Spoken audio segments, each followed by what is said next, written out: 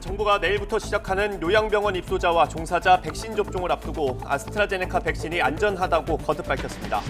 문재인 대통령 내외도 예정대로 내일 아스트라제네카 백신을 맞습니다. 휴일인 어제 코로나19 검사 건수가 평일보다 크게 줄었지만 오늘 발표될 새 환자는 엿새 연속 400명대를 기록할 것으로 보입니다. 방역당국은 지금의 아슬아슬한 정체 국면이 확산세로 전환되지 않도록 방역수칙을 지켜달라고 당부했습니다. 최근 목욕탕을 통한 집단 감염이 잇따르면서 오늘부터 전국 목욕업 전원을 대상으로 진단검사를 하고 목욕탕 이용객 수와 시간을 제한하기로 했습니다. 누적 환자가 60명을 넘은 경남 거제, 대우조선해양, 옥포조선소는 오늘 하루 조업을 전면 중단합니다. 서울시장 선거에 출마한 오세훈, 안철수 두 야권 후보가 단일화 방식의 최종 합의에 오늘부터 여론조사에 들어갑니다. 야권 단일화를 야합으로 규정한 민주당은 야권에 대한 공세를 이어가며 지지층 결집에 나섰습니다. 한 아파트에서 외부인이 입주민의 차량 번호판을 무단 복제해 주차장을 상습적으로 이용하다가 적발됐는데 종이로 만든 허술한 번호판이었지만 무인 주차 시스템은 걸러내지 못했습니다. YTN이 각급 국가 중요 시설인 정부 서울청사와 경찰청에 설치된 무인 주차 관제 시스템을 대상으로도 가짜 종이 번호판을 식별할 수 있는지 실험해봤는데 결과는 무사 통과였습니다.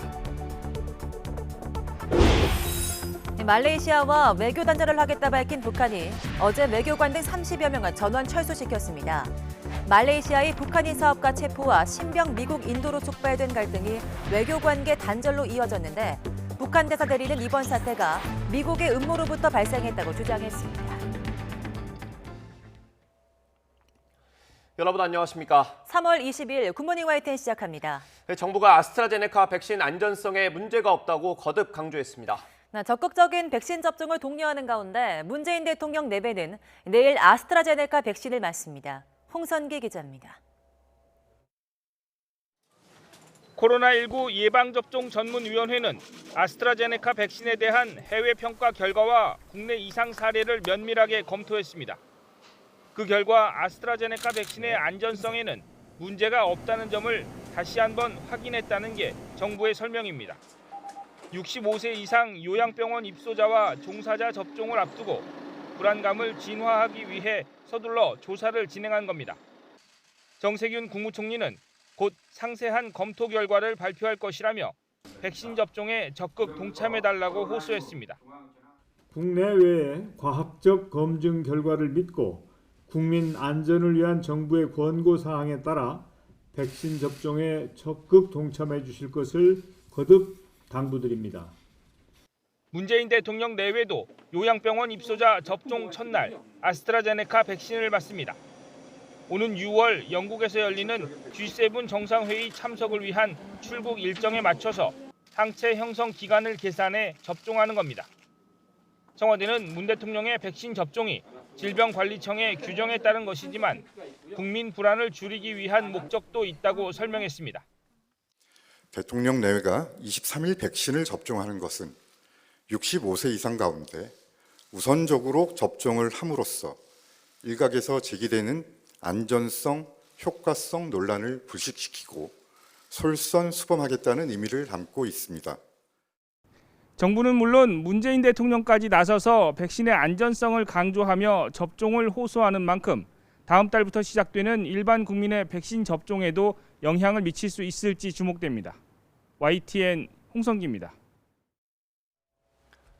현재까지 코로나19 백신 우선 접종 대상자의 85% 정도가 1차 접종을 마친 걸로 나타났습니다.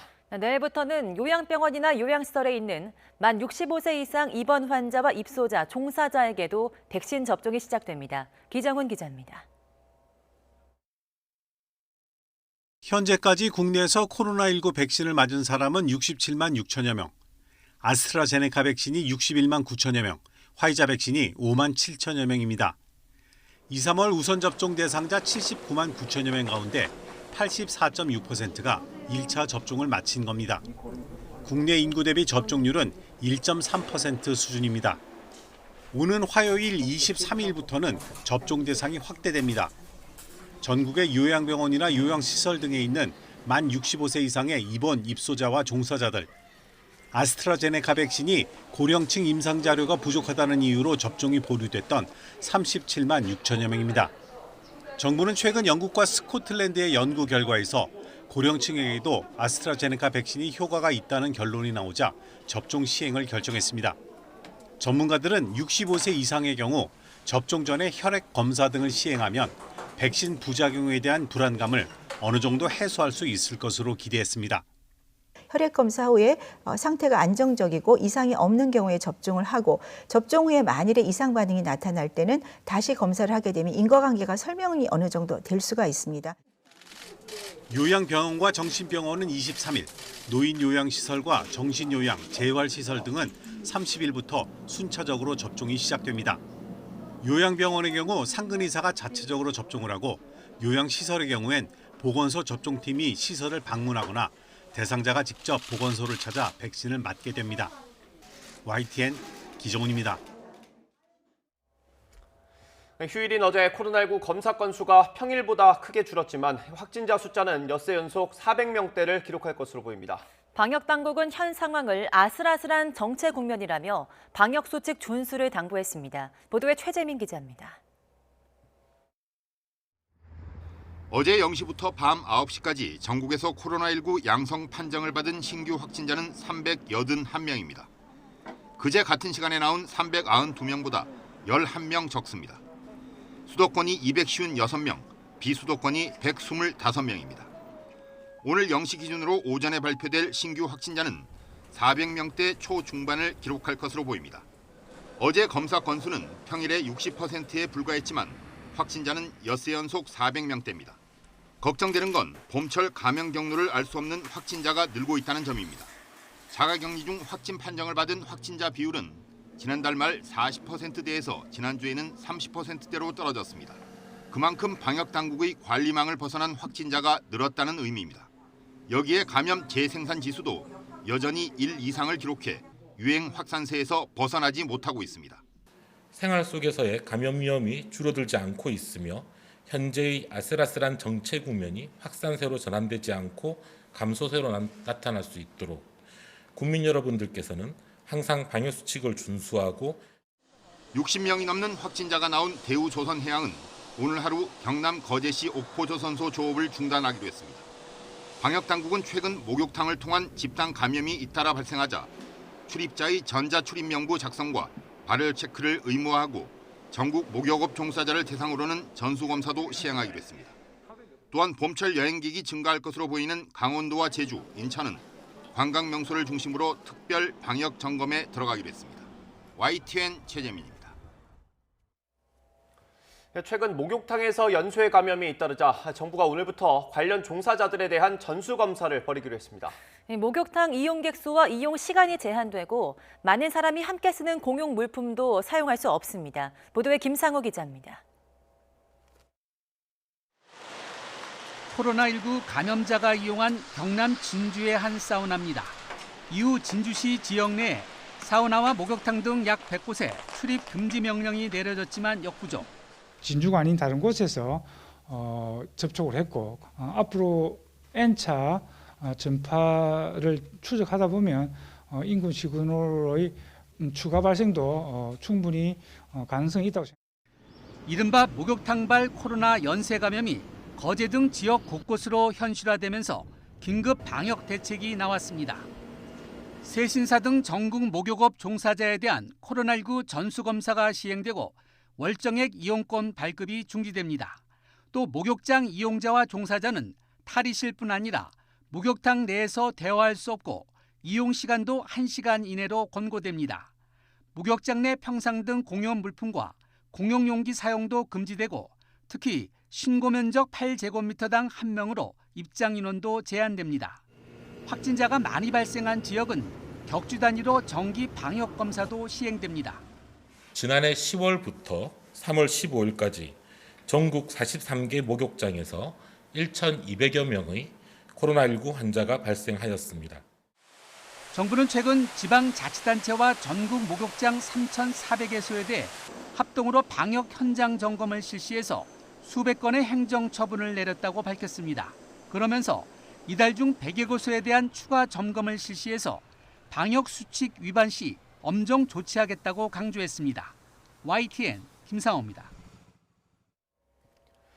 경남 거제와 진주에서 코로나19 확진자가 증가하고 있는 가운데 해열제 등을 처방받을 경우 진단검사를 하도록 하는 행정명령이 내려졌습니다.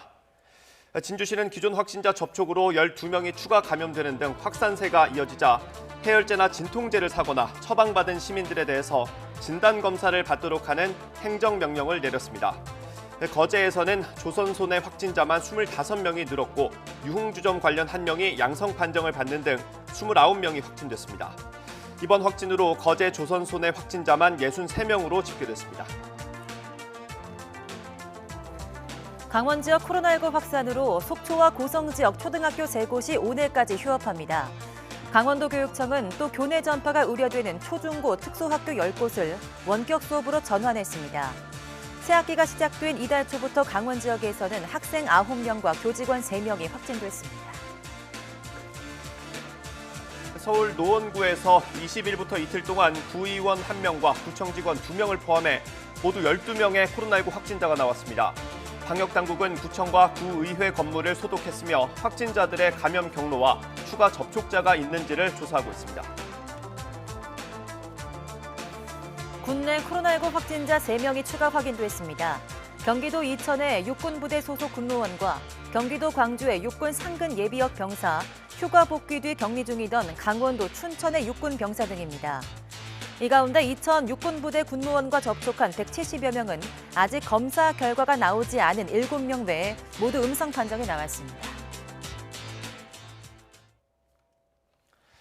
오세훈, 안철수 두 서울시장 후보가 단일화 방식에 최종 합의했습니다. 여론조사는 오늘부터 시작되고 이르면 내일 야권 단일 후보가 결정될 것으로 보입니다. 김승환 기자의 보도입니다. 치열한 삿바 싸움을 했던 서울시장 야권 단일 후보 협상이 타결됐습니다. 당장 오늘부터 서울시장 야권 단일 후보를 뽑기 위한 여론조사가 시작됩니다. 조사기관 2곳에 각각 1,600명씩 적합도와 경쟁력을 물어서 그 결과를 합산하는데 100% 휴대전화로만 묻기로 합의했습니다.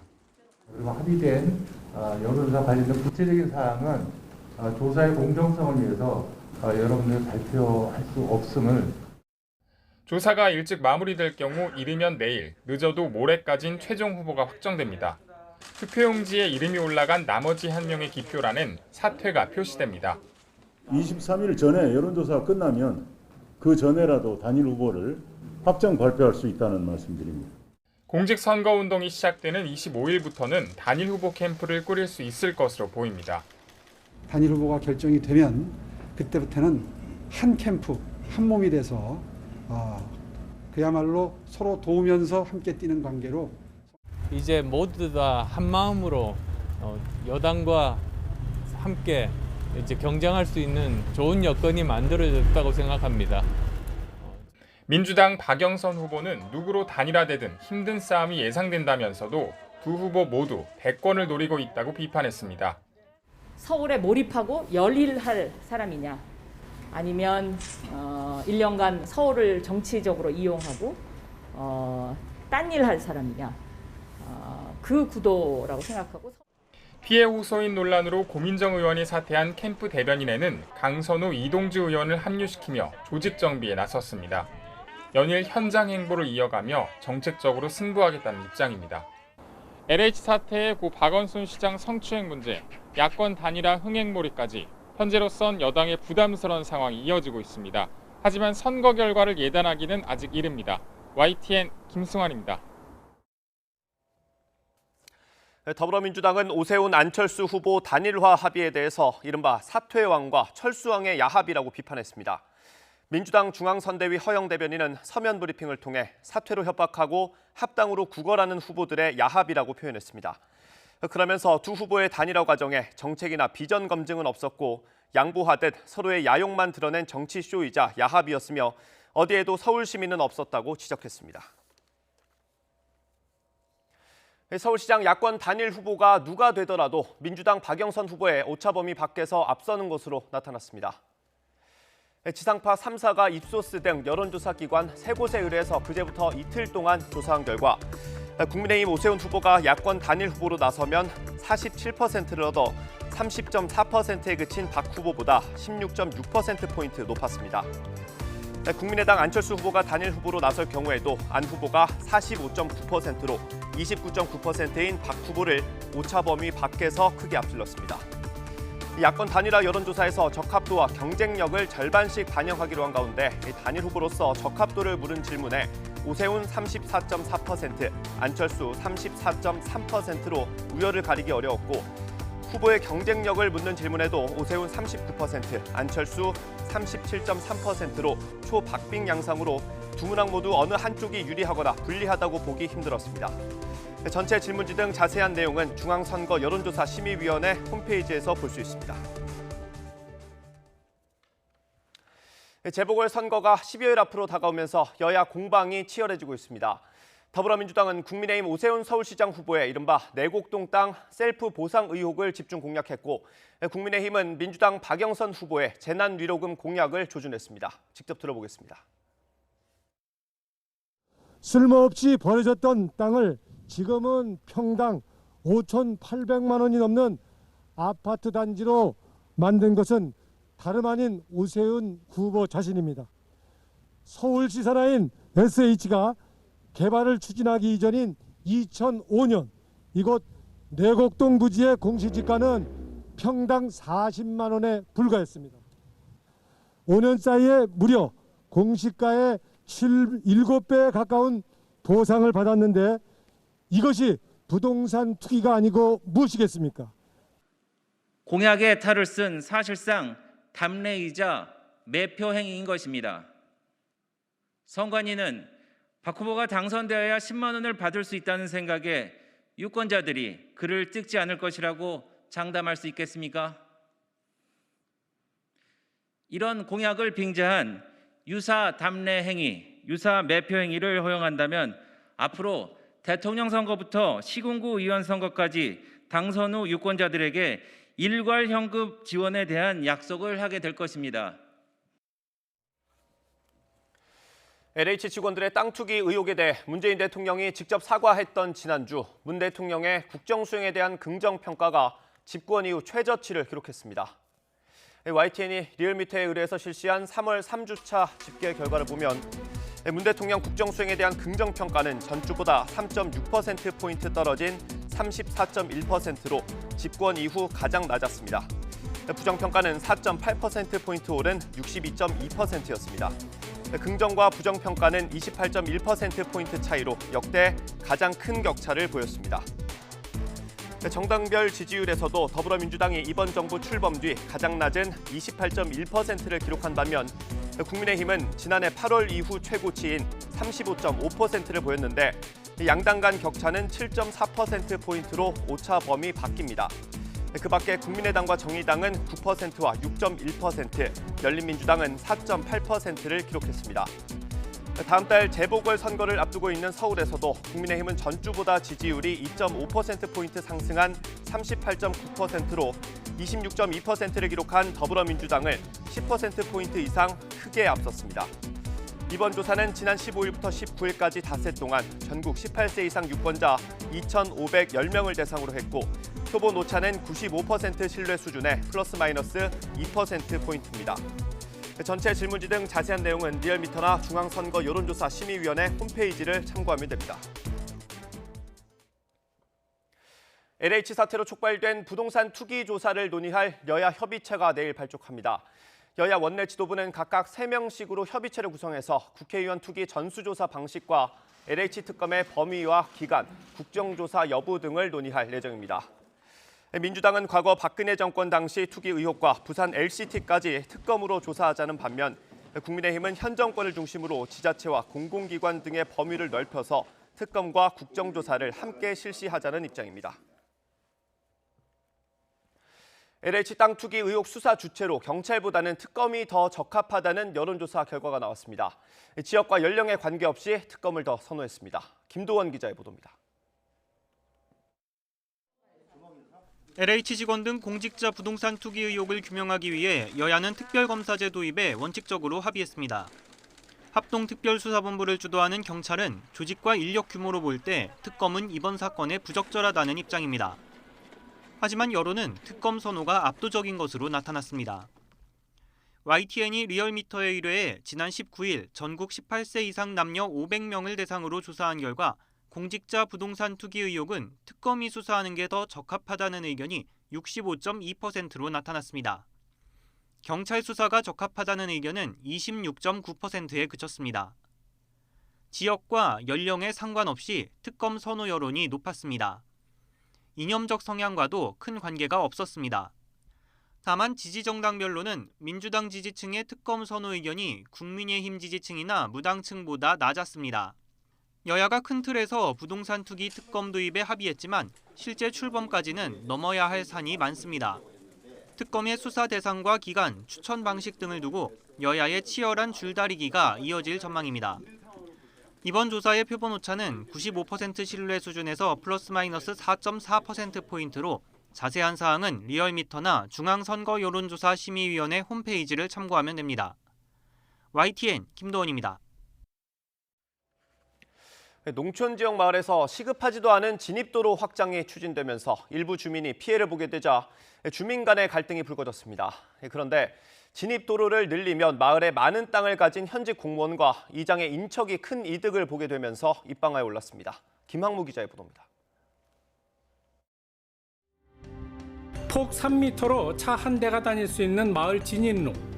전체 길이가 300여 미터인 이 길을 이용하는 집은 10여 채로 끝은 산으로 막혀 있습니다. 마을 이장 등 주민들은 지난해부터 이 길의 폭을 6m로 늘리는 작업을 추진하고 있습니다. 막혀 있는데 길이 좀 차들은 또 많이 다녀요. 그래서 여기가 넓어지면은 그 위에 분들, 위에 사시는 분들도 그분들도 또 찬성을 하신 거거든요. 하지만 길을 넓히려면 일부 집의 담이나 대문, 화장실을 허물어야 합니다.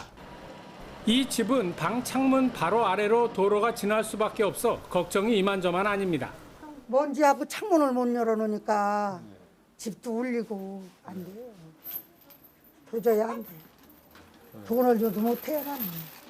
그런데 마을 안쪽에 난성시청 과장급 공무원이 소유한 수천 제곱미터 땅과 집이 있습니다. 이장 인척 소유의 넓은 논도 있습니다. 길이 넓어지면 이들 땅의 가치가 급등할 전망입니다. 이 때문에 공무원이 이장과 함께 도로 확장을 밀어붙인다는 소문이 자자합니다. 땅파 벌리려고 하는 거지. 길이 물론 넓어지면 좋긴 하지만 내가 땅이 안 들어갔던 거 어쨌든 그 사람 땅인데 면적이라 다 뽑아주는 사람이 누구겠어요? 그 사람이겠지. 완성을 해놓고 계속 하려고 하는 거다. 길 확장은 3년 전에도 시도됐지만 주민 반대로 무산됐었고 당시 시의 도시계획과장이던 이 공무원은 무관하다고 주장합니다. 마을에서 결정해서 해놓은 거니까 저는 뭐 거기에 길 꼭 뭐 내고 안 내고 그런 거는 전 뭐 그거에 대해서 그렇게 큰 의견이 없어요. 그다지 시급하지 않은데도 다른 주민집 일부를 허물면서까지 마을길 확장을 재차 시도하는 의도에 의혹의 시선이 쏠리고 있습니다. YTN 김학무입니다. 대검찰청이 한명숙 전 총리와 관련한 재소자 위증 의혹 사건을 무혐의 처분하기로 최종 결정했습니다. 이번 사건의 공소시효가 오늘 만료되는 만큼 수사 지휘권을 발동했던 박범계 장관이 오늘 입장을 밝힐 것으로 보입니다. 한동호 기자입니다. 대검 부장과 고검장 회의를 거친 뒤에도 재소자 위증 의혹에 대한 검찰의 최종 결론은 무혐의였습니다. 조남관 검찰총장 직무대행은 대검의 혐의 없음 취지의 종결 처분을 그대로 유지하기로 결정하고 이를 법무부에 보고했습니다. 공문엔 13시간 넘게 진행된 대검 부장회의 내용과 결과에 덧붙여 조대행이 내린 최종 결정이 적시된 것으로 전해졌습니다. 법무부는 휴일인 어제 입장을 낼 계획이 없다고 밝힌 가운데 박범계 장관은 공소시효가 만료되는 오늘 입장을 밝힐 것으로 관측됩니다. 지난 17일 수사지휘권 발동 당시 대검 부장회의 결과를 수용하겠다는 의사를 밝힌 만큼 이의를 제기하긴 어려울 거란 관측이 나옵니다. 제 나름대로 기록을 살펴본 결과 고심했던 부분에 대해서 한번 대검 내에서 소위 집단지성을 발휘해서 다시 한번 판단해달라. 한명숙 전 총리 사건에 대해 추미애 전 장관에 이어 박범계 장관까지 직접 지휘권을 행사한 걸 두고 논란도 이어졌습니다. 당장 법원 확정 판결과 대검의 무혐의 결론이 나온 사안을 다시 심의하라고 지휘한 건 윤석열 전 총장 때리기를 위한 무리수였다는 비판이 제기됐습니다. 반면 검찰의 회유, 협박이 분명해 보이는데도 무혐의 판단이 나온 건 그만큼 이 사건에 많은 것이 걸려있기 때문이라는 반론도 나왔습니다. 이 사건 감찰 조사를 담당했던 임은정 대검 감찰정책연구관은 불기소 결과에 만장일치가 아니었던 것에 감사한다며 씩씩하게 내일을 준비하겠다고 밝혔습니다. 위증 의혹에 대한 수사는 끝났지만 당시의 위법, 부당한 수사 관행에 대해선 법무부 감찰관실과 대검 감찰부의 합동 감찰이 남아 있습니다. 징계 시효 3년은 이미 지났지만 감찰 결과 심각한 위법 사실이 확인되면 조의나 경고를 내릴 수 있습니다. 이번 감찰이 검찰 수사 관행을 획기적으로 개선하는 긍정적 계기가 될 수 있도록 최선을 다해서 노력하겠습니다. 특히 이 사건 기소를 주장한 한동수 대검 감찰부장이 감찰 주체인 만큼 감찰의 공정성과 검찰 수사 관행을 둘러싼 논란이 또 한 번 불거질 수 있다는 전망이 나옵니다. YTN 한동우입니다.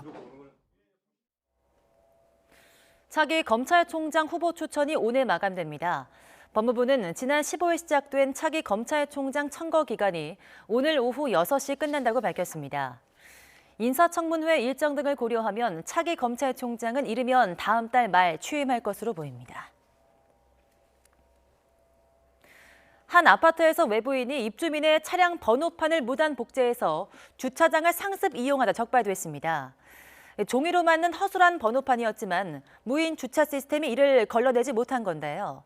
업체 측은 오류를 인정하고 보완 작업을 약속했습니다. 박희재 기자가 단독 보도합니다. 아파트 지하 주차장에 차량이 들어서자 차단기가 열립니다. 잠시 뒤 차량에서 내린 남성이 번호판에서 뭔가를 떼어낸 뒤 자리를 뜹니다. 알고 보니 입주민의 차량 번호판을 종이로 몰래 복제해 자기 차에 붙여놓은 겁니다. 40대 남성 A씨는 외부인 출입이 제한된 이 아파트 주차장을 이런 식으로 한 달 가까이 썼습니다. 열차를 타고 출퇴근하는데 아파트가 타는 곳과 가깝다는 게 이유였습니다. 1월 중순부터 2월 10일까지 우리가 확인하니까 7번인데 그 부분이 맞는지 안 맞는지는.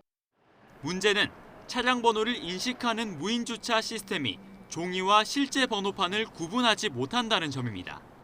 취재진은 해당 아파트와 같은 업체의 무인 주차 관제 시스템을 이용하는 시설에서 종이 번호판으로 통행이 가능한지 시험해봤습니다. 일반 종이에 인쇄한 시설 소속 차량 번호판입니다. 외부 차량에 부착해 주차장 출입을 시도해보겠습니다. 주차 관제 카메라에 접근하니 곧바로 차단기가 올라갑니다. 승합차로 등록된 번호판을 복제해 미등록된 소형 SUV에 붙인 건데 무사 통과했습니다.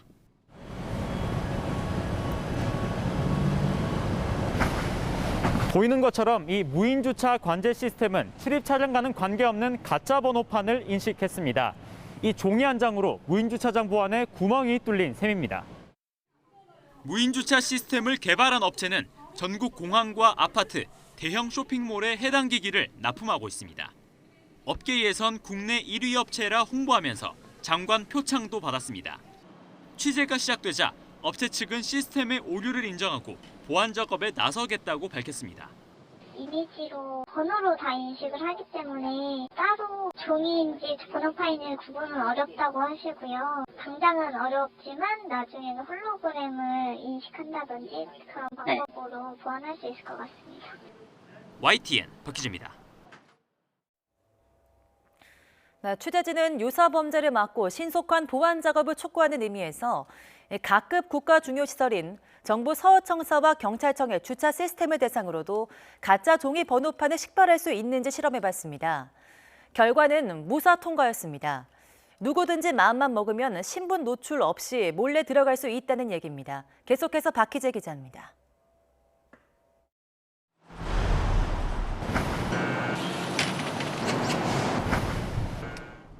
무인 주차 관제 시스템은 기기가 차량 번호를 자동으로 인식해 차단기 개폐 여부를 판단합니다. 그런데 YTN 취재 결과 일부 기기는 이 종이로 만든 가짜 번호판과 또 실제 번호판을 구분하지 못하는 것으로 드러났습니다. 이 취재 차량에 종이 번호판을 부착해 국가 보안 시설로 분류된 관공서 주차장 출입을 시도해 보겠습니다. 먼저 경찰청 청사. 국가 중요시설 가운데 두 번째로 높은 나급 시설로 분류돼 있습니다. 정문에 경찰 4명이 서 있고 그 뒤로 무인주차 관제 시스템이 설치돼 있습니다. 종이로 만든 가짜 번호판을 부착한 뒤 진입을 시도하자 이내 차단기가 올라갑니다. 등록된 차량 번호랑 같다 보니 그대로 인식한 겁니다. 등록 차량은 나오네요. 이번엔 정부 서울청사, 청와대, 국방부와 같은 각급 시설로 분류된 곳입니다. 무인 관제 시스템과 함께 정문 앞에 직원들이 배치돼 있습니다. 번호판은 청사에 등록된 차량 번호를 베낀 걸 달았습니다.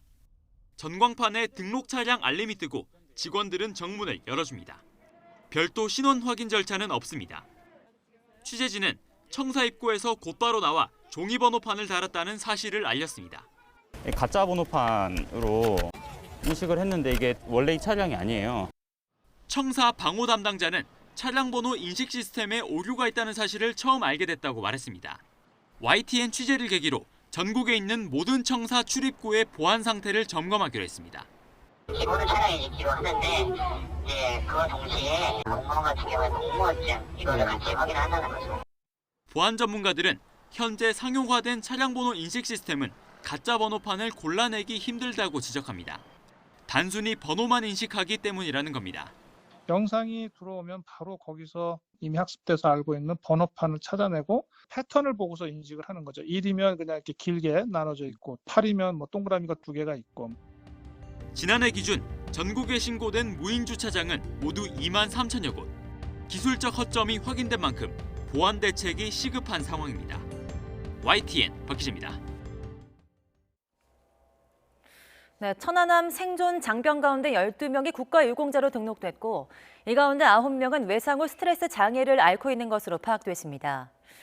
앞서 전사자 46명은 모두 국가유공자로 등록됐습니다. 국가보훈처는 심리지원 등으로 생존 장병들이 트라우마에서 벗어날 수 있게 하겠다고 강조했습니다. 경기 시흥시의 한 어린이집에서 원아 24명과 교직원 2명이 구토와 복통, 설사 등 노로바이러스 감염으로 의심되는 장염 증세를 보여 보건당국이 역학조사하고 있습니다. 현직 경찰 간부가 음주운전을 하다 횡단보도를 건너던 보행자를 치어 입건됐습니다.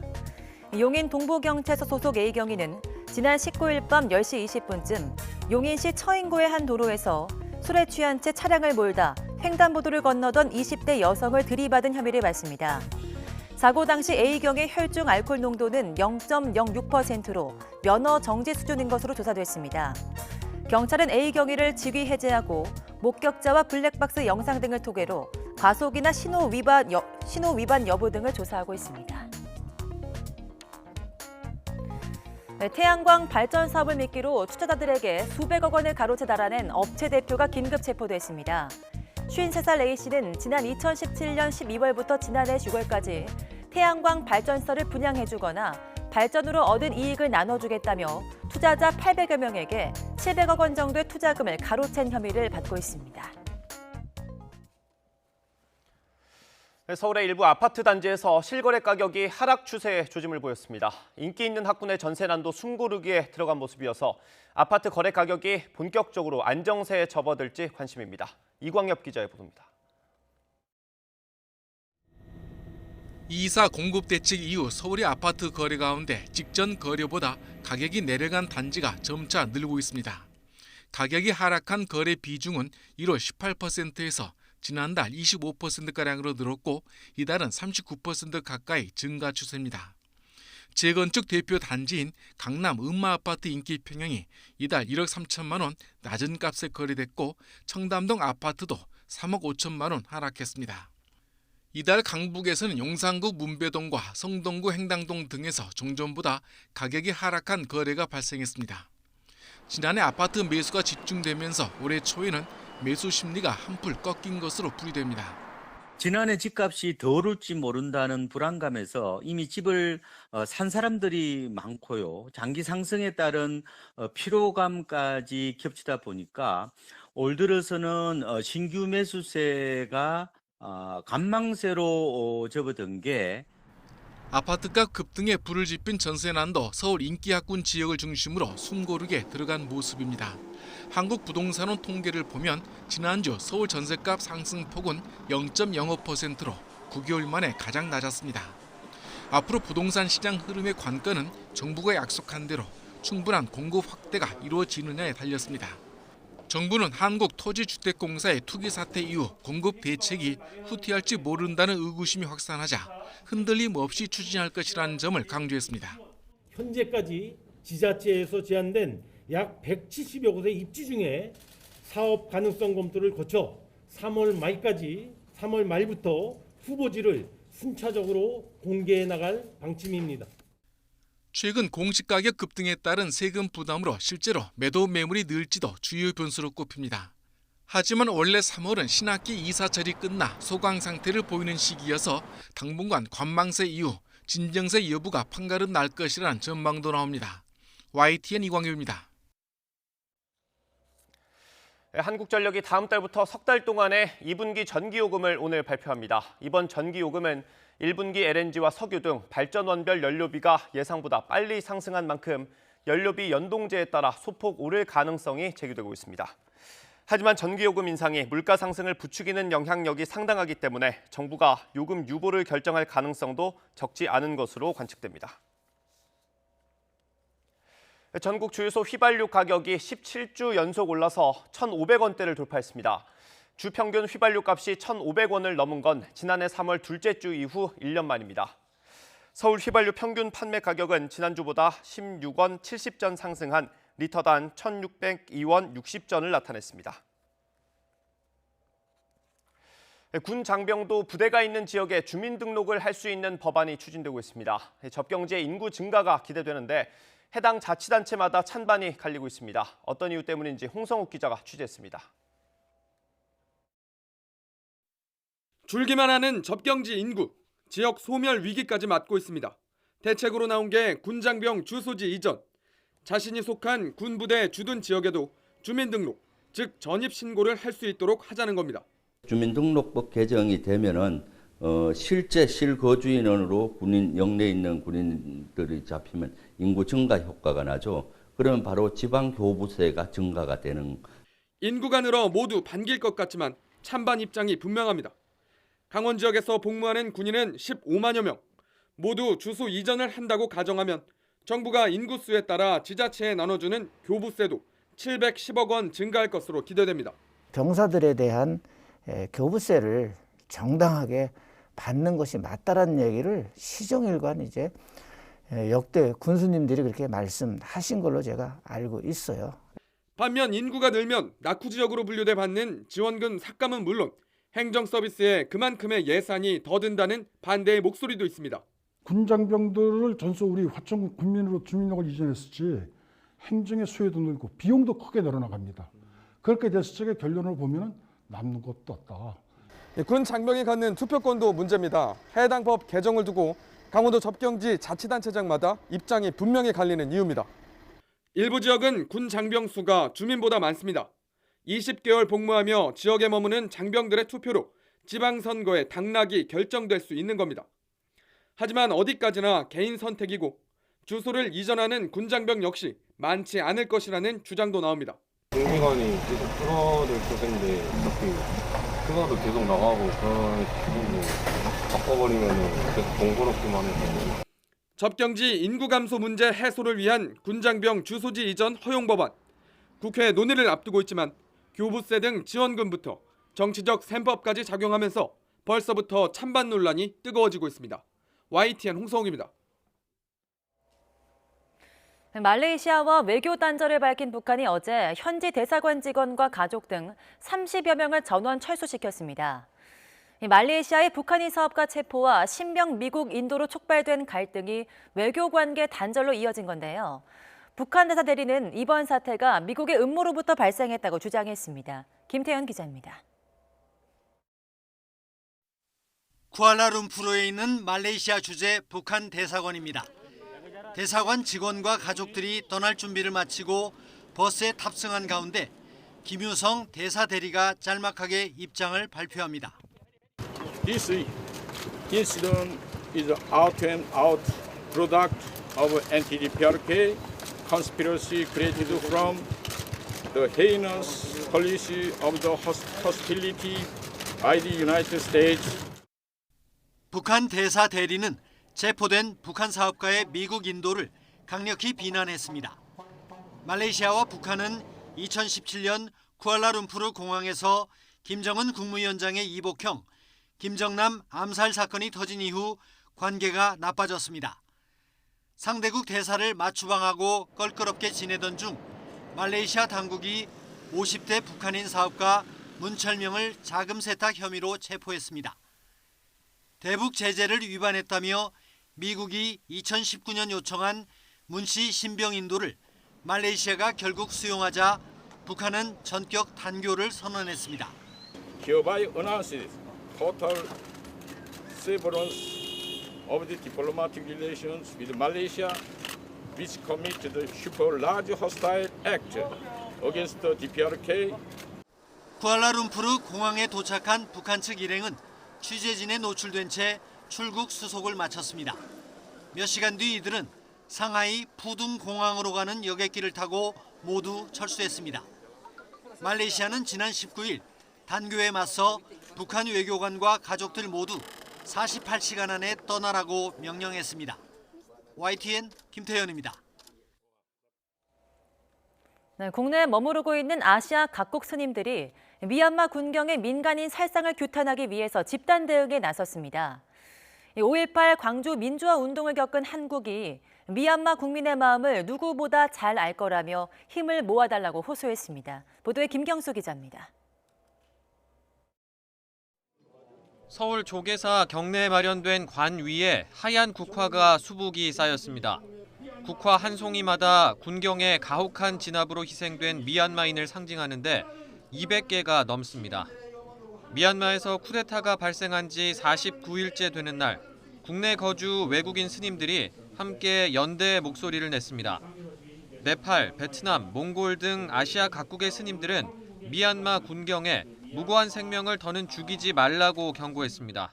설사 상관의 명령이라 하더라도 그대들의 자손 만대에 과보가 미칠 악업이고 그대들의 자손들이 대대로 부끄러워할 짓입니다.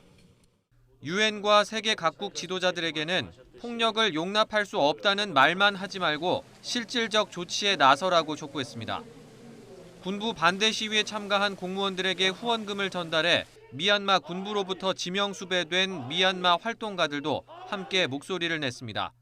민간인들에게 살인과 폭력이 자행되고 있는 상황에 대하여 대한민국 국민을 비롯하여 모든 외국인들이 함께 공유하기 위하여 5.18 민주화 운동을 겪은 한국 사람들이 미얀마 국민의 마음을 누구보다 잘 알 거라는 호소도 나왔습니다.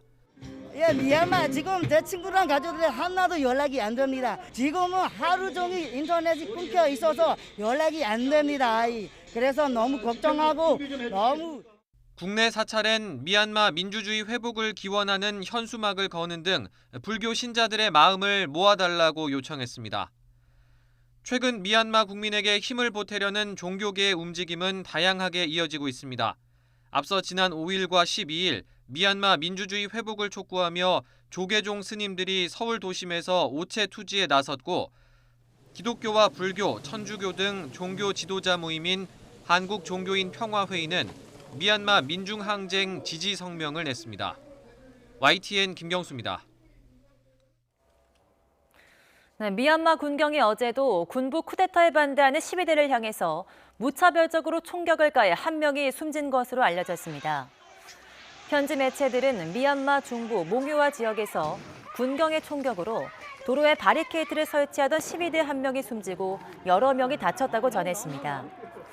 현지 매체 미얀마나우는 군경의 야만적 폭력으로부터 인명 희생을 줄이기 위해서 새벽 시위와 무인 시위가 확산하고 있다면서 미얀마 제2도시 만델레이에서는 대학생 수백 명이 새벽 5시 반부터 시위를 벌인 뒤 군경이 진압에 나서기 전 해산했고 몬주 무돈에서도 촛불을 든 주민들이 새벽 시위를 벌였다고 전했습니다.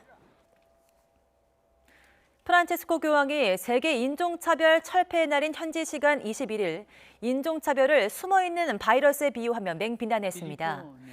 교황은 트윗을 통해 인종차별을 빨리 변이하고 사라지는 대신 숨어있는 바이러스에 비유했습니다. 교황은 인종차별 사례는 우리를 계속 부끄럽게 하는데 이른바 우리 사회의 진보가 생각하는 것만큼 실제하거나 확정적이지 않다는 점을 보여주기 때문이라고 지적했습니다. 네, 곳곳으로 피어나는 봄꽃을 시샘하듯 꽃샘추위가 찾아왔습니다. 찬바람이 불면서 지금 현재 경기 북부와 강원 일부 지역에서는 영하권을 보이고 있고요. 출근길 서울 기온도 1도 선에 머물면서 예년보다 쌀쌀한데요. 오늘 한낮 기온도 11도에 그치면서 종일 공기가 차갑겠습니다. 최근 포근했던 날이 이어졌던 터라 더 춥게 느껴지고 있습니다. 나오실 때는 감기 걸리지 않도록 따뜻한 옷차림 잘해주시기 바랍니다. 오늘 전국에서 대체로 맑은 하늘이 드러나겠고요. 내륙 곳곳에서는 바람이 다소 강하게 불겠습니다. 특히 강원 산간과 남부 곳곳에서는 초속 15m 안팎의 돌풍이 예상됩니다. 한낮 기온은 10도 안팎으로 종일 쌀쌀하겠습니다. 서울 낮 기온은 11도, 대전과 광주 13도, 부산은 14도에 머물겠습니다. 내일부터 따뜻한 공기가 일대며 추위는 금세 누그러지겠습니다. 이후 한 주간 일교차 큰 봄 날씨가 이어질 전망입니다. 오늘 전국의 대기질은 깨끗하겠지만 밤부터 서풍이 불면서 스모그를 함께 몰고 오겠습니다. 오늘 밤 수도권과 충남 지역을 시작으로 내일이면 더 많은 지역의 공기가 탁해지겠는데요. 호흡기 관리에도 신경을 잘 써주셔야겠습니다. 지금까지 YTN 최현미입니다.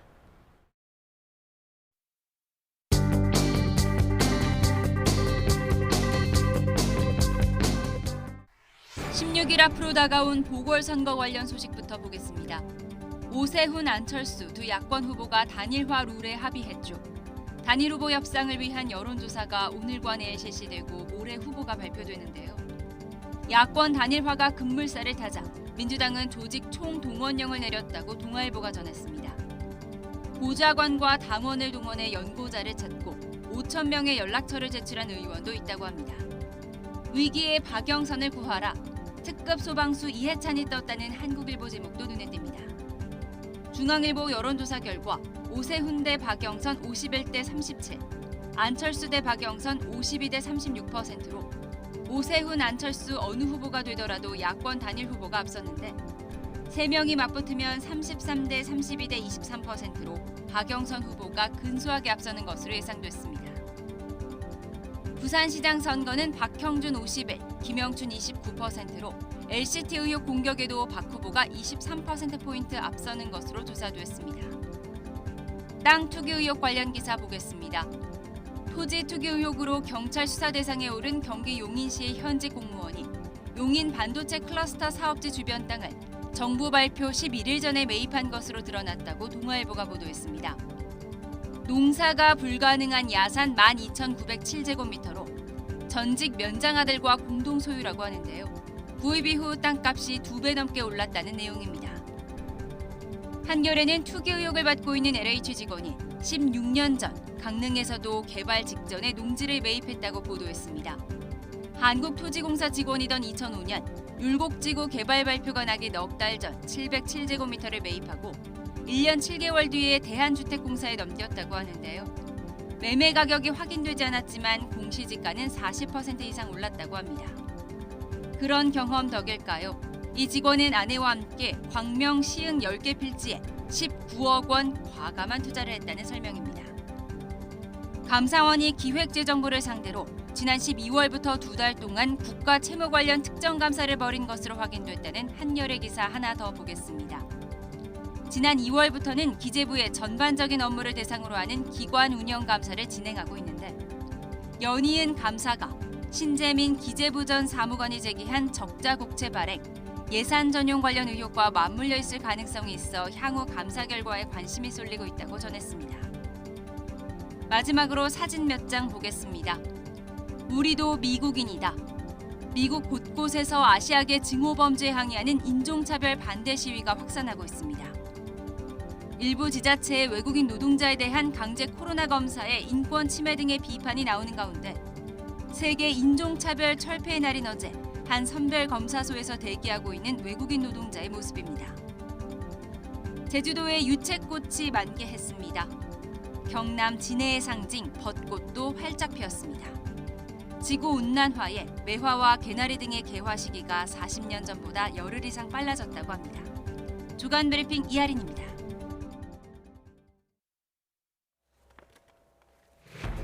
정부가 내일부터 시작하는 요양병원 입소자와 종사자 백신 접종을 앞두고 아스트라제네카 백신이 안전하다고 거듭 밝혔습니다. 문재인 대통령 내외도 예정대로 내일 아스트라제네카 백신을 맞습니다. 최근 목욕탕을 통한 집단 감염이 잇따르면서 오늘부터 전국 목욕업 전원을 대상으로 진단검사를 하고 목욕탕 이용객 수와 시간을 제한하기로 했습니다. 누적 환자가 60명을 넘은 경남 거제, 대우조선해양, 목포조선소는 오늘 하루 조업을 전면 중단합니다. 서울시장 선거에 출마한 오세훈, 안철수 두 야권 후보가 단일화 방식의 최종 합의에서 오늘부터 여론조사에 들어갑니다. 야권 단일화를 야합으로 규정한 민주당은 야권에 대한 공세를 이어가며 지지층 결집에 나섰습니다. 말레이시아와 외교 단절을 하겠다 밝힌 북한이 어제 외교관 등 30여 명을 전원 철수시켰습니다. 말레이시아의 북한이 사업가 체포와 신병 미국 인도로 촉발된 갈등이 외교관계 단절로 이어졌는데 북한 대사 대리는 이번 사태가 미국의 음모로부터 발생했다고 주장했습니다. 네, 굿모닝 YTN 이어갑니다. 내일부터 만 65살 이상 요양병원과 요양시설 입원 입소자, 종사자에 대한 아스트라제네카 백신 접종이 시작됩니다. 대상은 37만 7천 명으로 요양병원은 내일부터, 요양시설은 30일부터입니다. 정부는 아스트라제네카 백신이 안전하다고 밝히고 백신 접종에 적극적으로 동참해달라고 당부했습니다.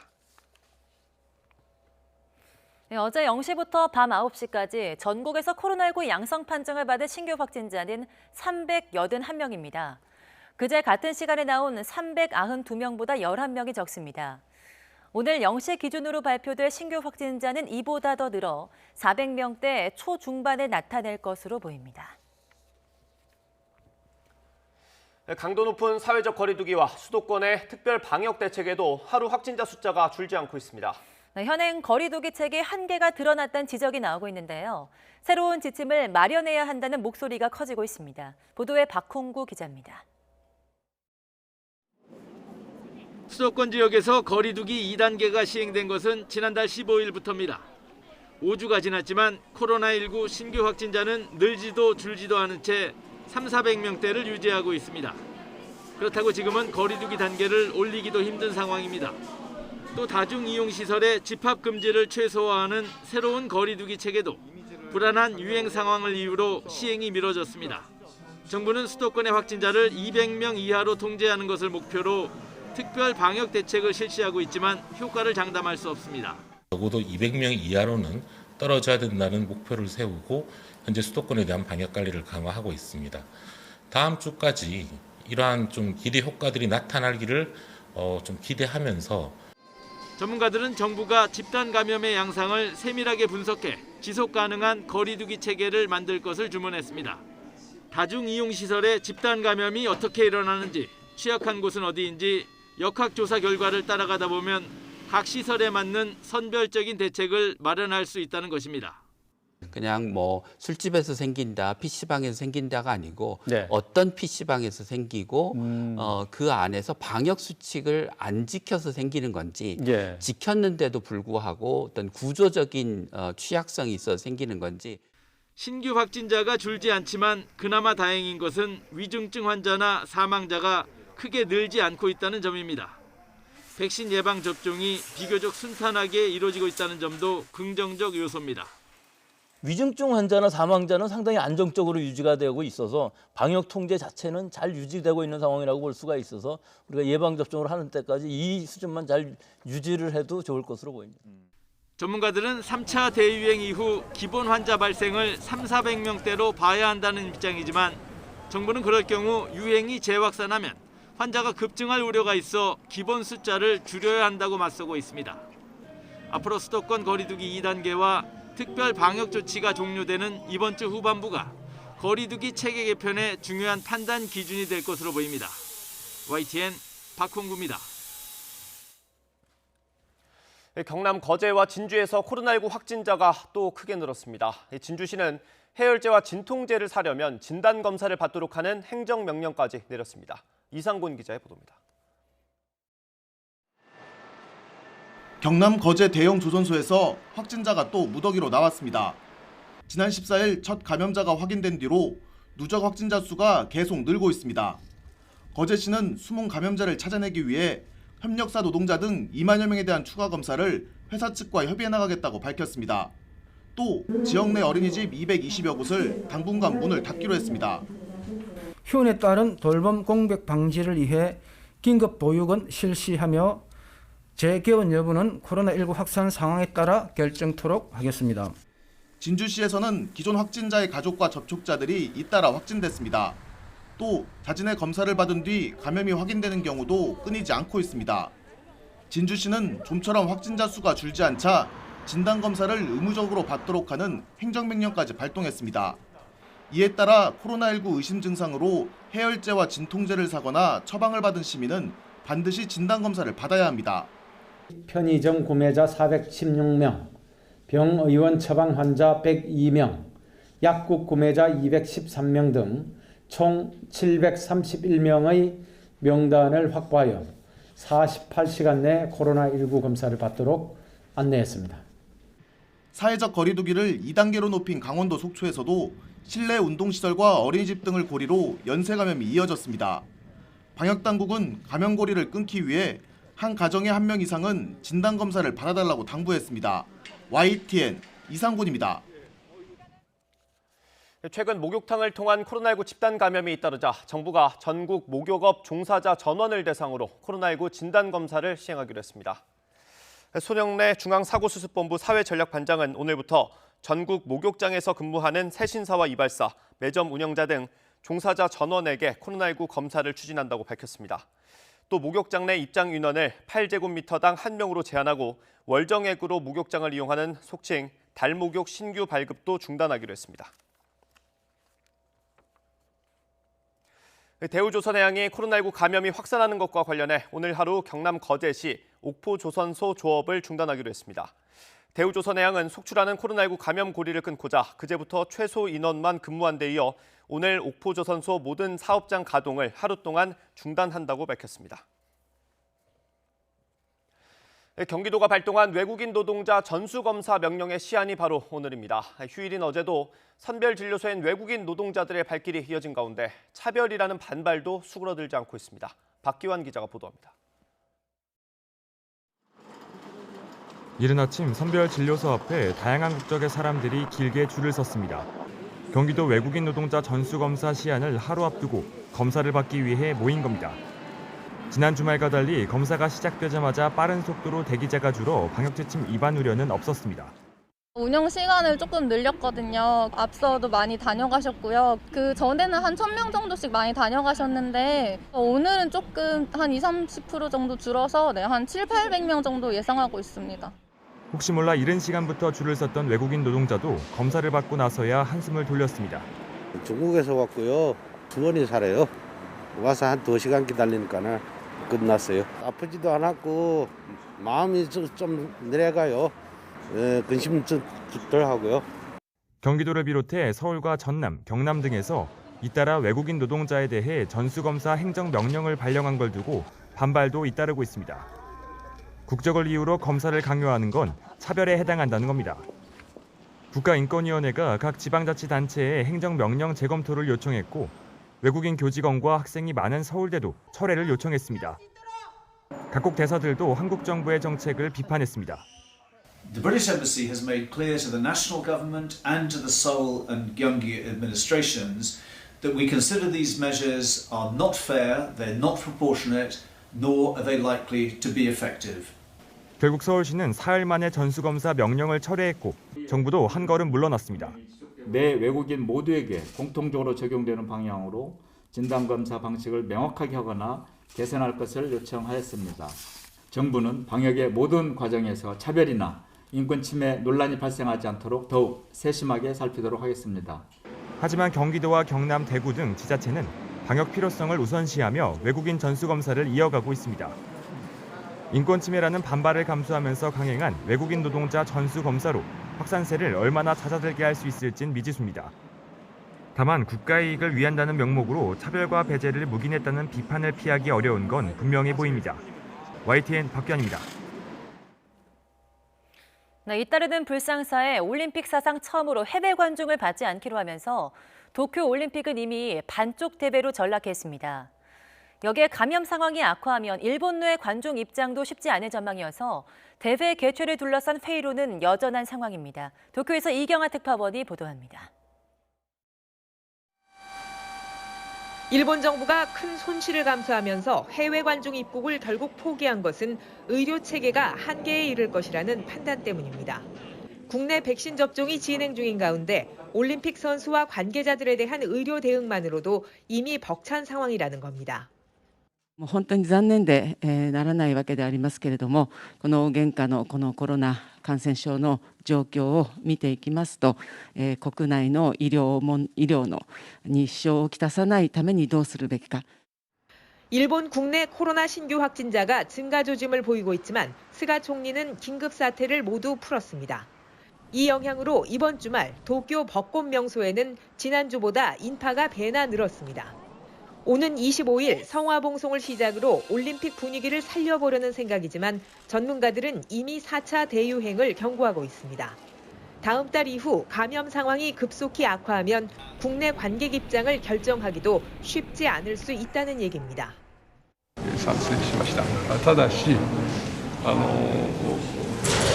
首都圏はリバウンドの起こる可能性が極めて高い。 IOC와 일본 정부 사이에는 중국산 백신을 둘러싸고 물밑 갈등도 이어지고 있습니다. 중국이 선수와 관계자에게 중국산 백신을 제공하겠다고 하자 접종을 권장해온 IOC는 크게 환영했습니다. 하지만 중국과 오랜 갈등을 빚고 있는 일본 정부는 백신 접종이 대회 개최의 전제는 아니라며 거부 의사를 분명히 했습니다. この大会はワクチンを接種しておいでにならなくても安心して大会に参加していただける、安全に大会を受け入れられる。 유럽과 미국에서 감염자가 다시 늘고 있는 상황 속에 올림픽을 강행하는 데 대해 국내외에서는 회의적인 시각이 여전합니다. 일본 신문통신조사회가 한국과 미국 등 세계 5개국을 대상으로 조사한 결과 대회를 취소하거나 연기해야 한다는 응답은 모든 나라에서 70%를 넘어섰습니다. 도쿄에서 YTN 이경아입니다. 아스트라제네카 백신 공급을 둘러싼 EU와 영국 간의 갈등이 점입 가경입니다.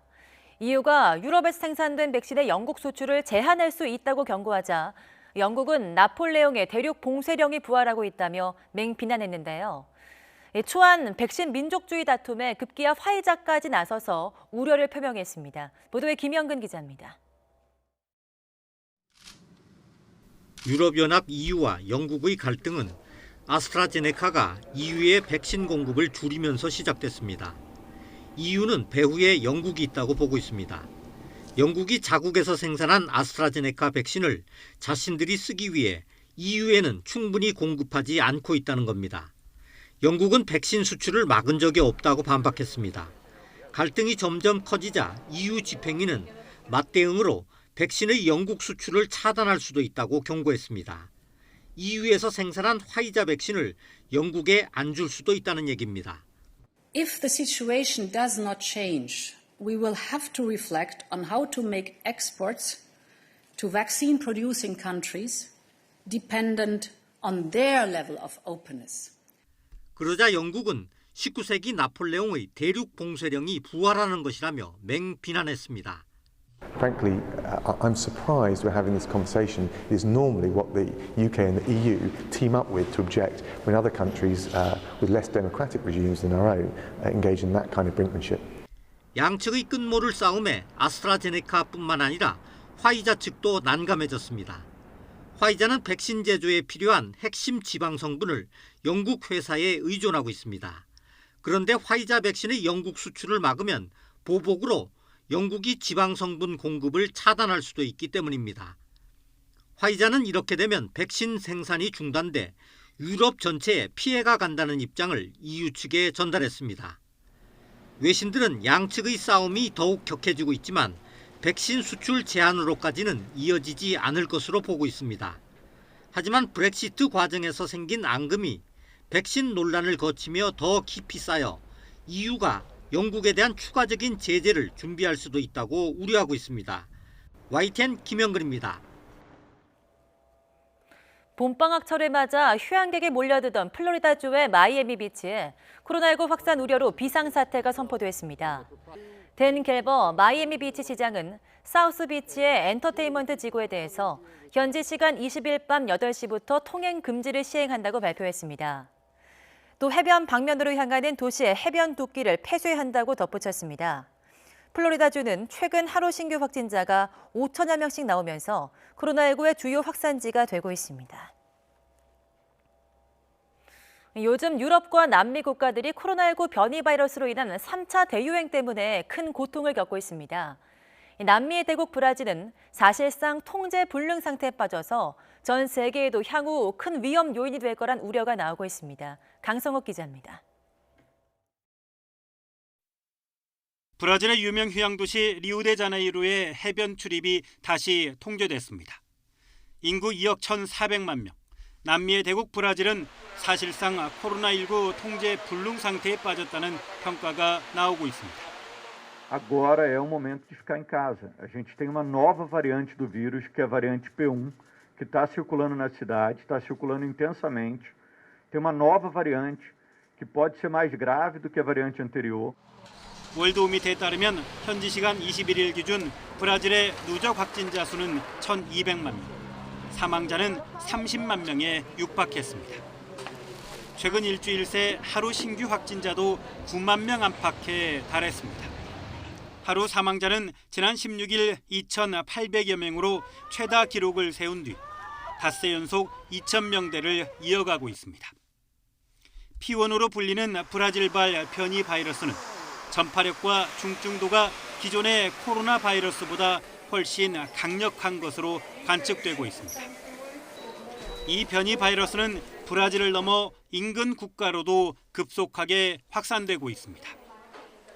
남미 13개 국가 가운데 아르헨티나, 페루, 칠레 등 7개 국가에서 변이 바이러스가 확인됐습니다. 브라질 정부의 코로나19 통제 능력에 대한 불신이 커지면서 남미 인접국들은 브라질과 협의 없이 국경 봉쇄 등 일방적으로 방역 조치를 강화하고 있습니다. 세계보건기구 WHO는 브라질의 코로나19 상황이 중남미 지역뿐만 아니라 전 세계를 위협할 가능성이 크다고 경고했습니다. YTN 강성욱입니다.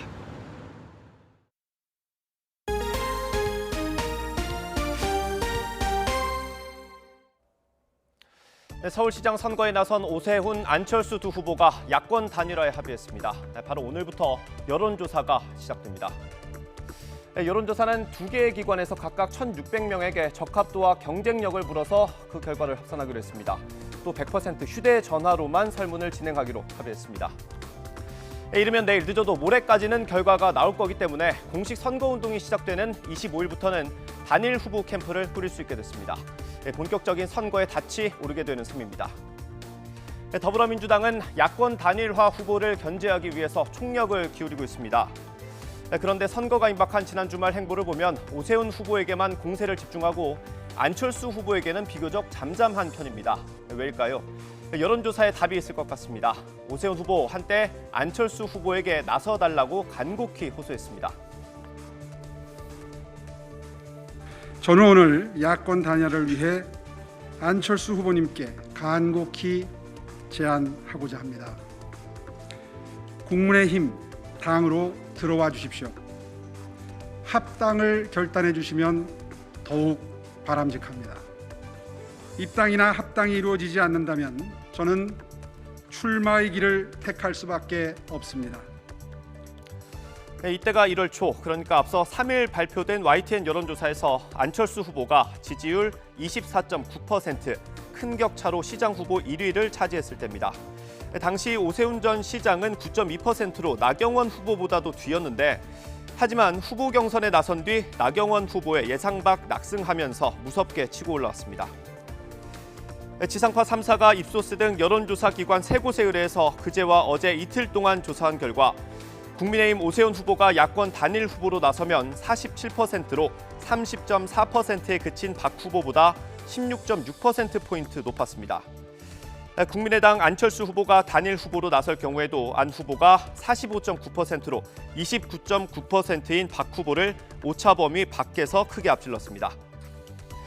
야권 단일화 여론조사에서 적합도와 경쟁력을 절반씩 반영하기로 한 가운데 단일 후보로서 적합도를 물은 질문에 오세훈 34.4%, 안철수 34.3%로 우열을 가리기 어려웠고 후보의 경쟁력을 묻는 질문에도 오세훈 39%, 안철수 37.3%로 초박빙 양상으로 두 문항 모두 어느 한쪽이 유리하거나 불리하다고 보기 힘들었습니다. 전체 질문지 등 자세한 내용은 중앙선거 여론조사 심의위원회 홈페이지에서 볼 수 있습니다. 4월 재보궐선거가 10여일 앞으로 다가오면서 여야 후보를 둘러싼 공방전이 더 치열해지고 있습니다. 더불어민주당은 국민의힘 오세훈 서울시장 후보의 내곡동 땅 의혹을 집중 공략했고 국민의힘은 민주당 박영선 후보의 재난위로금 공약을 매표 행위라고 비판했습니다. 김대근 기자가 보도합니다.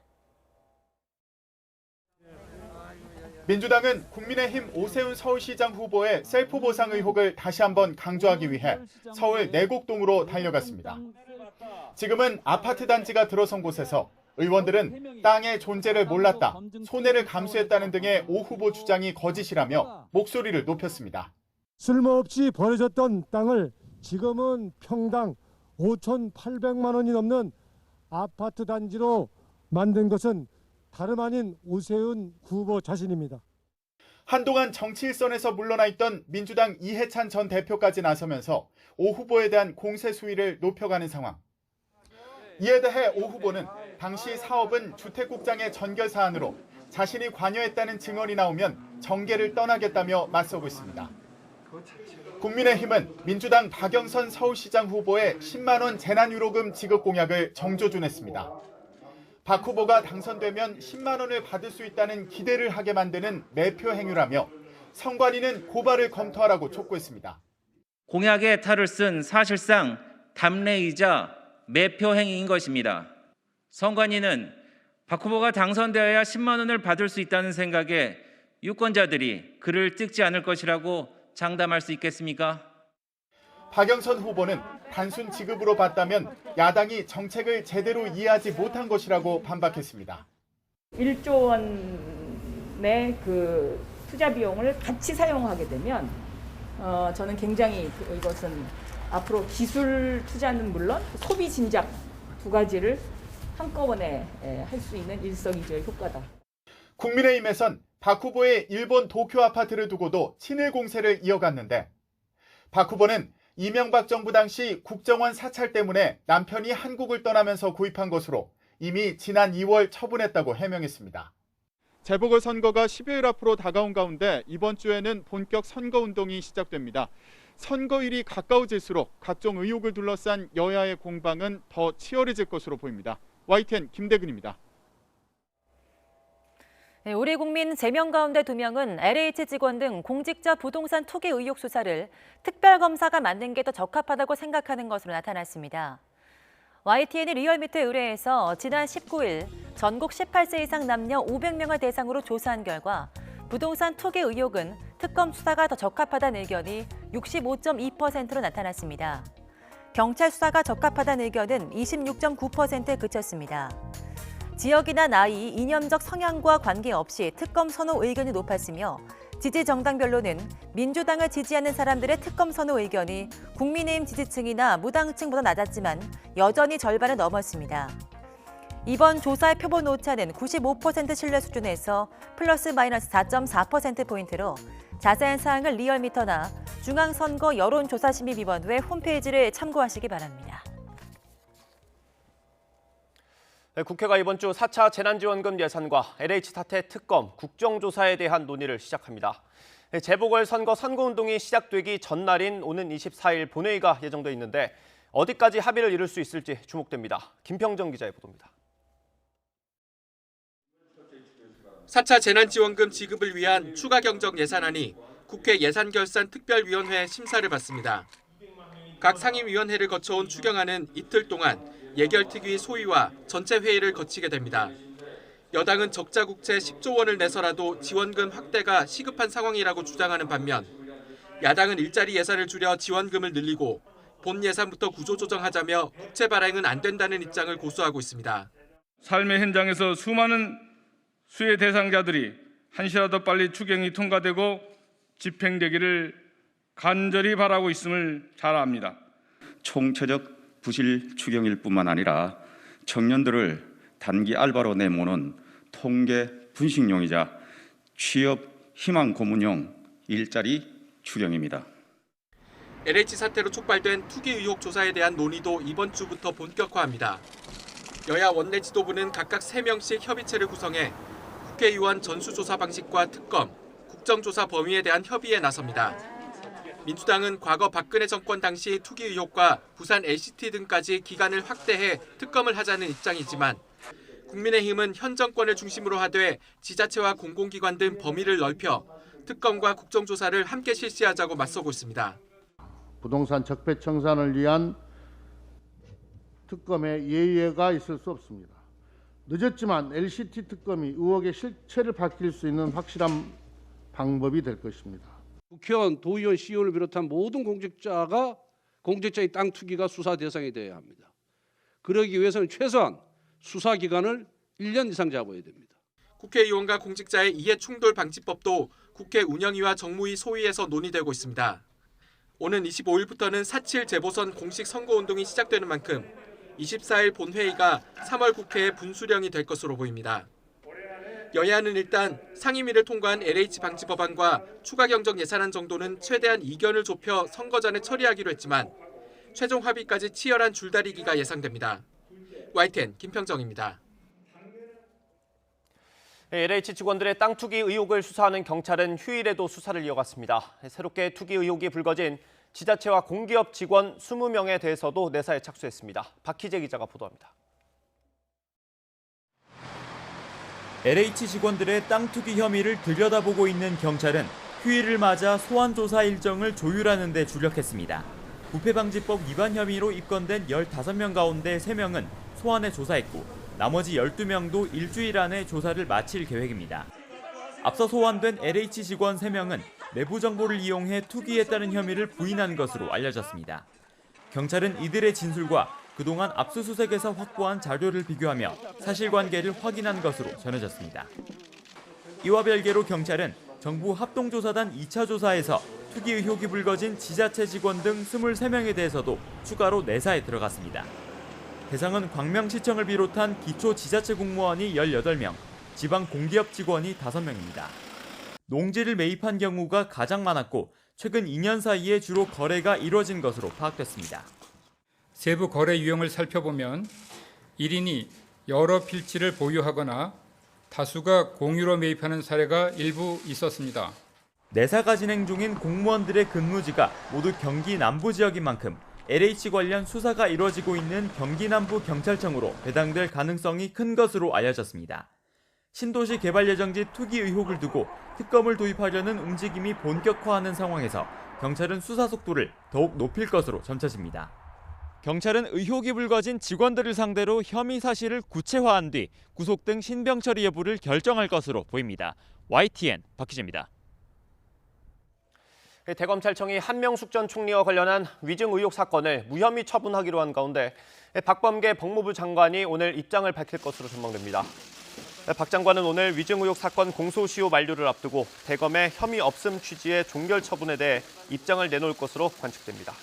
앞서 지난 20일 조남관 검찰총장 직무대행은 해당 사건을 재심의한 대검 부장회의 내용 결과와 함께 최종 결정 내용이 담긴 공문을 법무부에 보냈습니다.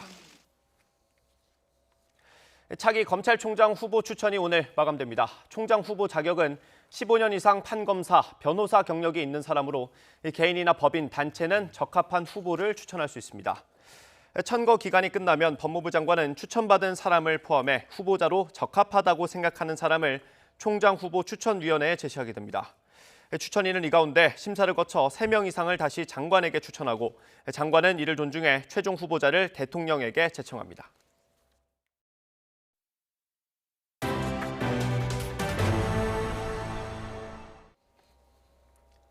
말레이시아 당국의 북한인 사업가 체포로 촉발된 양국 갈등으로 말레이시아 주재 북한 대사관 직원과 가족 등 30여 명이 어제 말레이시아에서 모두 철수했습니다.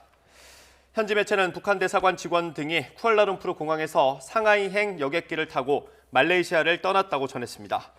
앞서 오전에는 이들이 버스를 타고 북한 대사관을 떠나는 모습이 공개되기도 했습니다. 버스가 출발하기 전 김유성 북한 대사 대리는 성명을 통해 말레이시아 정부는 이번 사태가 가져올 결과물을 감내해야 할 것이며 이번 사건은 미국의 극악무도한 정책으로 만들어진 반북 음모의 산물이라고 비판했습니다. 서 국방부 장관이 아랍에미리트와 인도 공식 방문을 위해서 어제 출국했습니다. 서 장관은 모레까지 아랍에미리트를 방문해서 모하메드 알 보아르디 국방특임 장관과 고위급 정례회담을 열고 군사교류와 국방협력 방안을 논의할 예정입니다. 또 올해로 파병 10주년을 맞는 아크 부대를 방문해서 장병들을 격려할 계획입니다. 이어서 서 장관은 오는 25일부터 27일까지 인도를 방문해 라즈나트 신 국방장관과 회담을 열고 국방 현안과 방위산업 협력 등을 논의합니다. 조 바이든 미국 대통령이 터키의 이스탄불 협약 탈퇴에 실망감을 드러내며 애틀랜타 총격 사건을 또다시 언급했습니다. 바이든 대통령은 현지 시각 21일 성명을 내고 터키의 이스탄불 협약 탈퇴는 매우 실망스러우며 세계적으로 여성에 대한 폭력을 끝장내려는 움직임을 낙담시키는 후퇴라고 밝혔습니다. 이스탄불 협약은 여성을 가정폭력 등으로부터 보호하는 내용을 담은 것으로 지난 2011년 전 세계 45개국과 유럽연합이 서명한 뒤 2014년 발효됐습니다. 미국 애틀랜타 총격으로 목숨을 잃은 한인 여성의 아들이 개설한 모금 사이트에 후원이 쇄도했습니다. 애틀랜타 총격으로 어머니를 잃은 랜디 박 씨가 온라인 모금 사이트 고펀드미에 개설한 계정에는 현지 시각 20일 오전 5시까지 265만여 달러, 우리 돈으로 30억 원이 모금됐습니다. 애초 목표 금액인 2만 달러에 130배가 넘게 모인 셈입니다.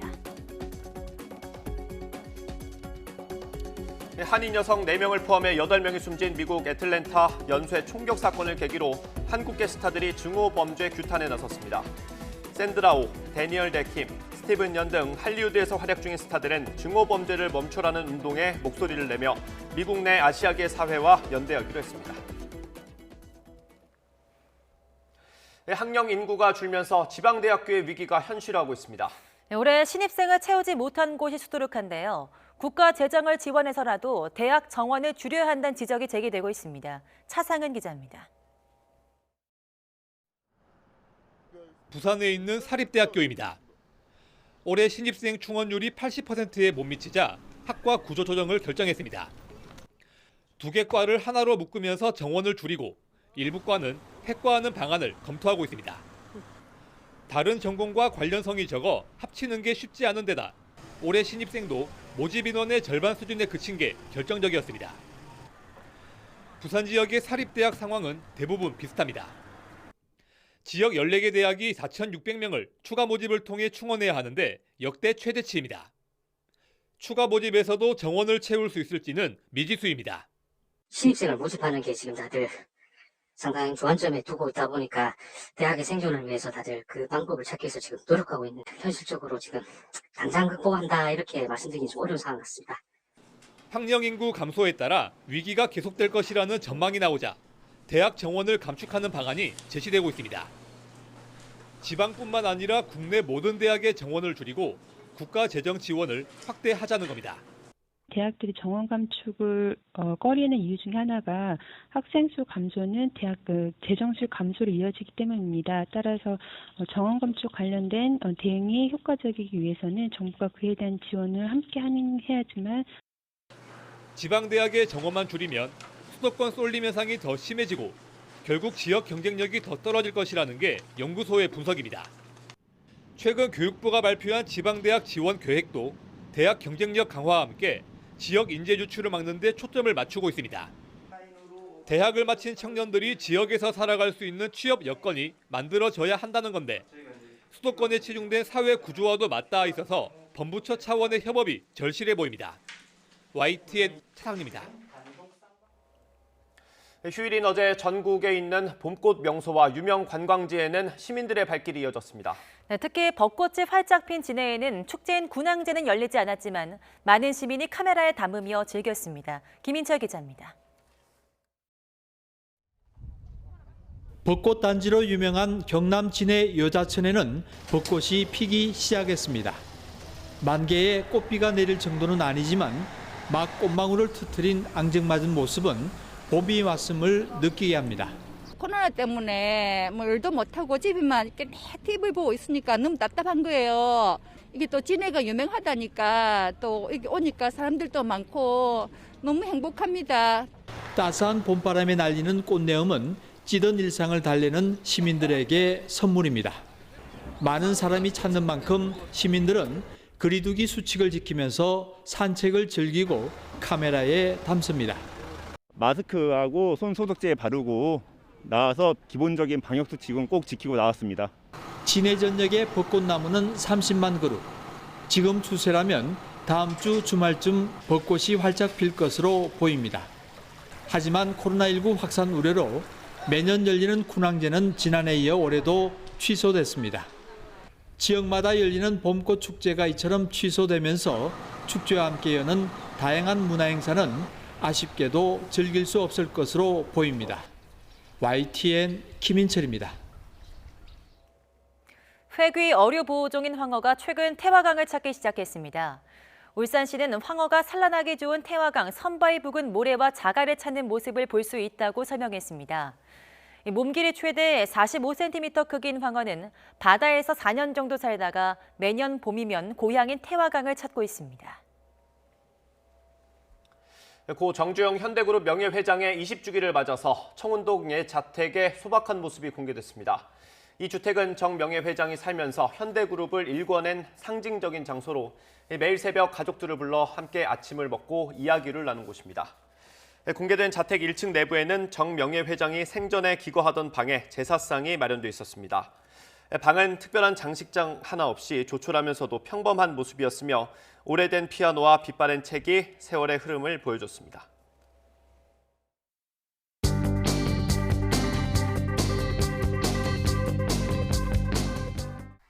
16일 앞으로 다가온 보궐선거 관련 소식부터 보겠습니다.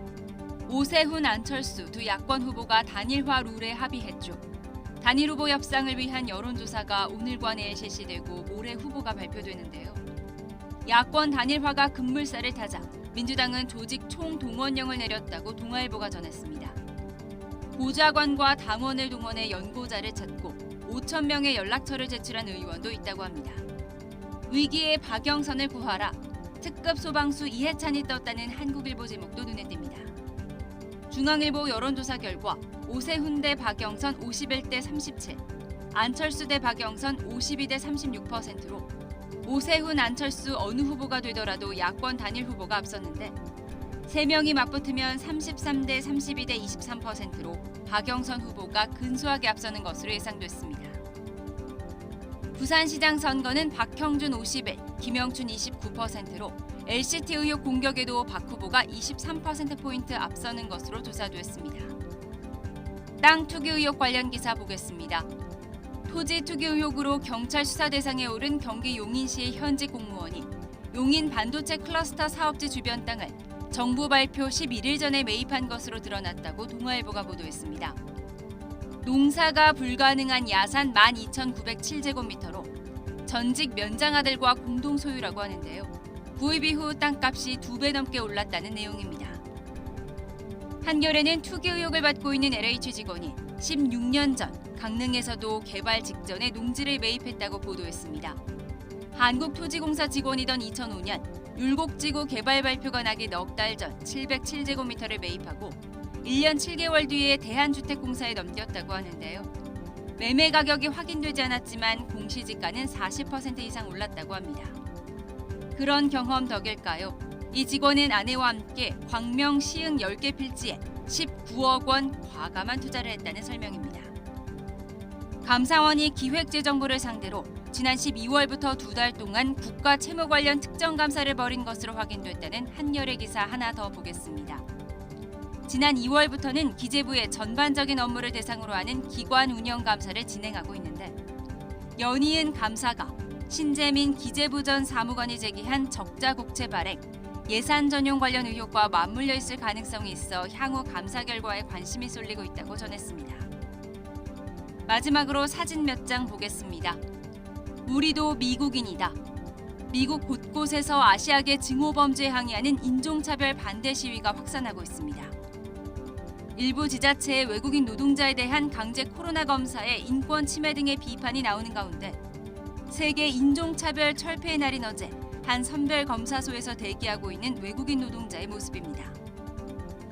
제주도의 유채꽃이 만개했습니다. 경남 진해의 상징 벚꽃도 활짝 피었습니다. 지구온난화에 매화와 개나리 등의 개화 시기가 40년 전보다 열흘 이상 빨라졌다고 합니다. 주간 브리핑 이하린입니다. 오늘도 찬바람이 불며 꽃샘추위가 이어지겠습니다. 현재 서울 기온은 1.1도로 어제 아침보다 3도가량이나 낮고 한낮에도 11도 선에 머물면서 예년보다 쌀쌀하겠습니다. 특히 오늘 아침 일부 내륙과 산간 지역에서는 기온이 영하권으로 떨어지는 곳도 있으니까요. 출근길 따뜻한 옷차림으로 보온에 신경을 써주시는 게 좋겠습니다. 오늘은 전국이 대체로 맑겠지만 이 낮 동안 곳곳에 다소 강한 바람이 불어들겠습니다. 시설물 피해 없도록 주의하셔야겠습니다. 한편 대기질은 비교적 양호하겠는데요. 다만 밤에는 중국발 스모그가 유입되면서 중서부 지방을 중심으로 미세먼지 농도가 짙어질 수 있겠습니다. 오늘은 낮에도 종일 쌀쌀하겠습니다. 서울의 한낮 기온은 11도, 대전은 13도, 부산은 14도 선을 보이겠습니다. 내일 낮부터는 기온이 크게 올라서 포근한 봄 날씨를 되찾을 전망입니다. 지금까지 날씨 정보였습니다. 네, 오늘 굿모닝 YTN 여기서 마치겠습니다. 잠시 후 YTN 24가 이어집니다. 시청해주신 여러분 고맙습니다.